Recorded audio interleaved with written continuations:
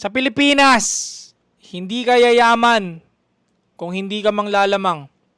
Napakapangit pakinggan, no? Pero depende yan kung paano mo gagamitin at kung paano mo pag-iisipan. Lahat-lahat ng yumaman, imposibleng hindi ng lamang. Kahit nga yung boss mo ngayon, nilalamangan ka niyan eh. 'Di ba? Yung ibang mga politiko nga na bilyon-bilyon na yung pera eh. Nilalamangan ka rin yan. So, walang yumaman nang hindi nang lalamang.